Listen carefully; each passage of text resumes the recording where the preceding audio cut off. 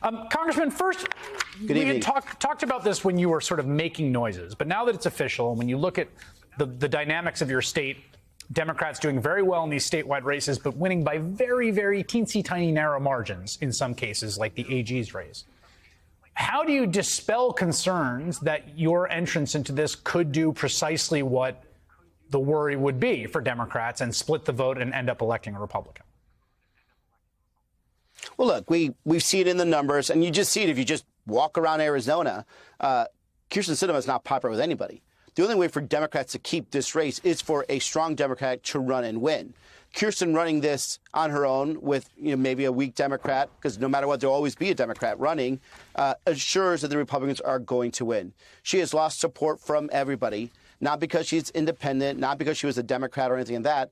It's because she abandoned Arizona long ago. She's not had an open town hall in at least 3 years from what we can see right now.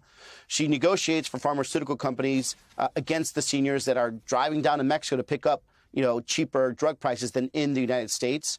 She negotiates and lobbies for Wall Street and hedge fund managers to make sure that they keep getting their tax cuts, and on again, as well as just a general disrespect to a lot of voters. So, where she is right now is a guaranteed third place losing candidate. And we need to have a strong candidate that's actually talking to voters, talking to Arizona voters, respecting them, and talking to them about the real American dream and about how we need to work together to actually accomplish that and preserve it. What is your expectation of the Democratic Senatorial Campaign Committee? This is, I'm quoting from Politico, that it can help in races with independent candidates who would caucus with the party even without officially endorsing them, Angus Kinn, Bernie Sanders. But it's been years since the DSCC had to confront a serious Democratic challenge to an independent senator who, despite the Irish sparks on the left, more often than not votes with the party. What's your expectation of what the DSCC does in this race?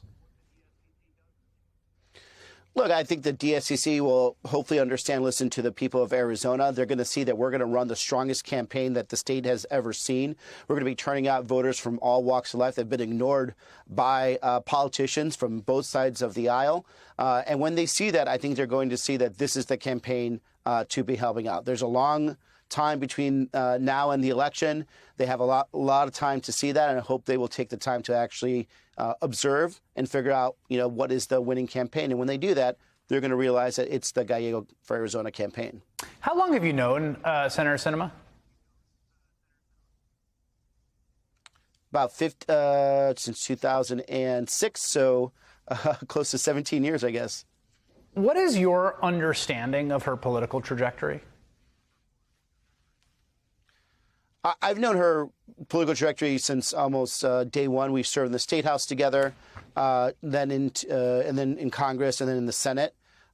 She is, a very strong and agile campaigner. She does adjust her, I would say, opinions on policy depending on the political winds of what's happening at that point. I think she is more interested in preserving the power base of people that she needs to keep in her good graces versus actually fighting for the people that don't have power. And I think we've basically have seen that for the last 2 years now, especially in the Senate. What are 3 areas of policy where you would be voting differently or working differently than the incumbent senator? Well, I think number one, coming from my background, and if you saw my intro, I focused on, growing up. Like I grew up not in the best situations. We were very poor. I, slept on a bed for many years. My first bed was actually my college dorm room bed. It was a bunk bed, and I was still just excited to even have that. And I remember this. I remember, working minimum wage jobs to help out my family, to pay for, college, everything. And I'm going to carry that attitude to the Senate, where I'm going to focus on them, not on the people that are already powerful. Right. And that's an attitude that I think Sinema has forgotten, even though she grew up poor. But she's more likely to be talking to the powerful than the powerless. And you're just not doing this job correctly if that's what your focus is. So number one, child tax credit. I will be fighting for that every day.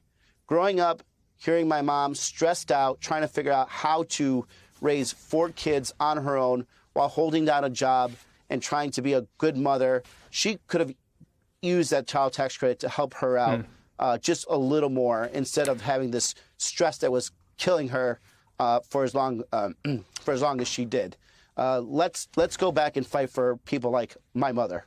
Number two, we need to go back and fully finish the deal when it comes to bringing down the cost of pharmaceuticals. In Arizona, we have seniors that are driving to Mexico to pick up prescription drugs because they cannot afford prescription drugs from the Walgreens that's right next to their house. That's ridiculous. This is our country. This is one of the most advanced countries in the world, one of the most beautiful and one of the most richest countries in the history of this country. And we're making our seniors in their golden years travel for hours to at least have life-saving medicine.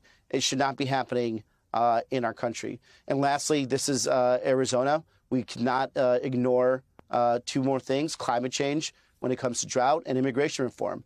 I think Senator Sinema has done some good work there, but she's done it within the confines of caring more that there's a bipartisan resolution, not necessarily a resolution. We passed 3 bipartisan comprehensive immigration reform bills last year out of the House, and even though we could have passed it out of the Senate, she was decided that she would rather uphold the filibuster than actually solving our border crisis, solving our immigration crisis, and instead now she's trying to do the bill when it's going to be significantly harder, and whatever it is, it's going to be much more watered down. As well as when it comes to climate change, we had a lot more we could do to make sure that we're starting to stem the consequences of climate change. But you can't just do it with hoping that it could always be this super nice bipartisan way, when in fact sometimes maybe you can only just get 1 or 2 votes, but it gets the problem done. And more importantly, you start saving lives.